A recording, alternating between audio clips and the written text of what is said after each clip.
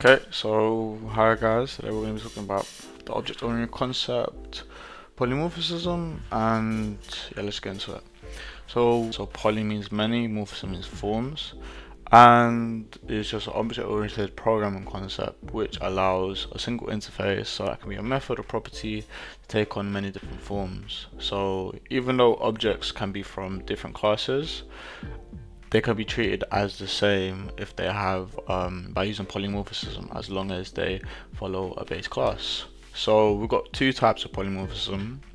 We have static and compile time, and the two mechanisms we're going to go into is method overloading and operator overloading, and then we have dynamic or runtime, which is virtual and overriding methods to. So what is static compile polymorphism? So first of all, it's compiler based, so the compiler will call the method based on the method signature, the arguments passed, so that's the parameters and the data types. And also it's executed at compile time. So what this means is that before actually executing the program, it is compiled first, and the main mechanism we use is method overloading and operator overloading. So static polymorphism, let's go into the first method, overloading. So this is when multiple methods have the same name but different data types and parameters, and the compiler basically decides which method to call based on the parameters or data types. So as you can see, we have the methods defined here. So add method, add method, they all have the same name, but they have different types. So one's an integer, takes in 2, one integer takes in 3, and one is a double and takes in 2. So for example, let's just get the code up. If I was to use this, and like, you can see that the constant of right lines are all specifically different, so you'll be able to tell. So we've got the variable defined instantiated. So let's just say math.add. If we did doubles, for example, would it be able to identify the difference between if we did if we just did integers?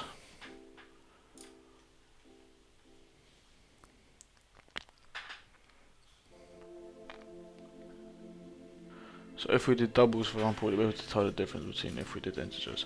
So as you can see, the two parameters, it was able to actually identify that we wanted a double output and we wanted an integer output.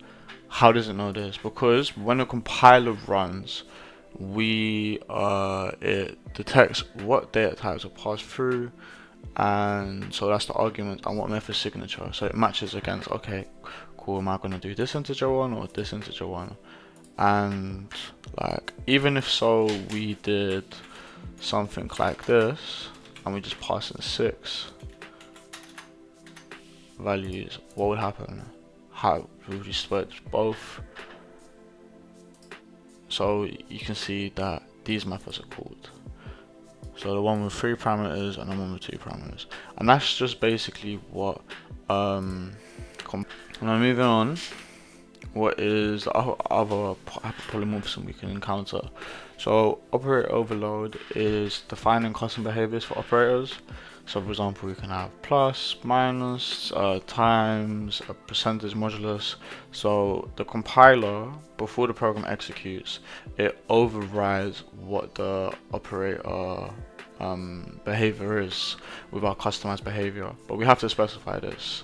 And this is really useful, for example, when we're using like points, because this we're using in a grid. We might want to make it easier for ourselves to be able to add 2 operators together. So for example, whenever we say plus between 2 points, you might notice that you have recurrent code, and it's you're constantly doing a plus x plus b plus x. Like, you just want to add 2 points as fast as possible. So the way it works in practice is actually that we do something like this. So we instantiate the class, so point to the point 1, equals new point 2d, and let's just pass in, I don't know, like 2, and then we can just do the same thing but for another point, and we just name that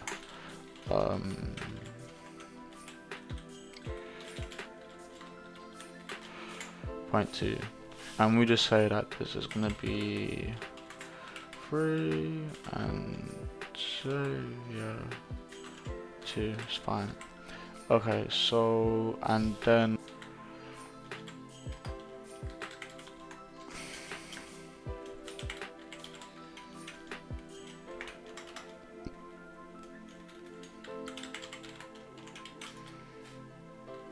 so we will just use this 0.3 and just see what we kind of get out of this. So it doesn't necessarily have to compile, but when we get to the line, like, we'll just say, okay, cool, what we're gonna get. See the behavior working. So 0.3, x is 5, and then y is 4. So that means that I actually did add correctly, and the operator got overloaded because we defined it here. That's just what we do for operator overload. So as you can see, we have the superclass, call this, and these are our base classes using polymorphism to inherit certain characteristics. So, and if we were to just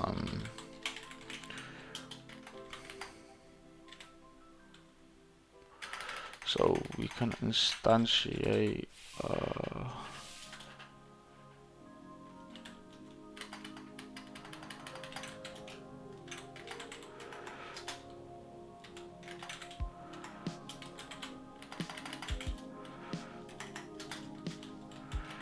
cat,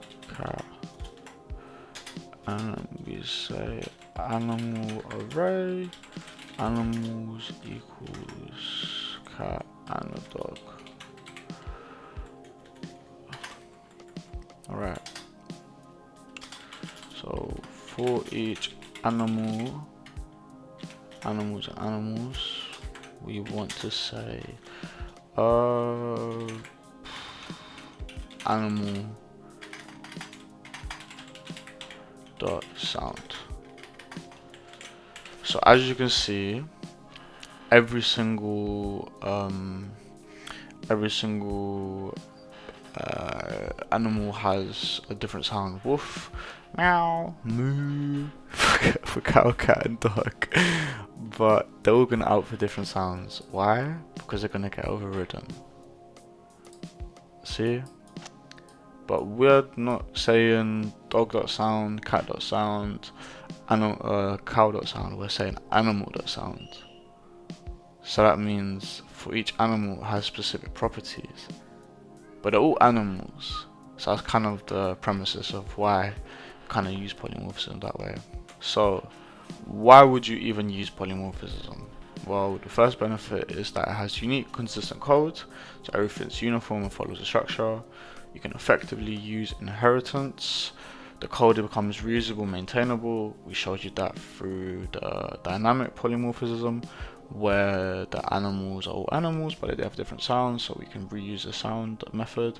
And it's cleaner and flexible code, which we also showed that with the animals. And to be honest, clean up a little bit, I think we demonstrated that with the points too, because when you do come across graph questions, you can, grid question, you can see polymorphism lose quite a lot, because you want to have certain behaviors for operators just to speed up time, and as developers we like to be efficient. But in general, that's been my video. Hope it's been a good explanation, and yeah, thank you.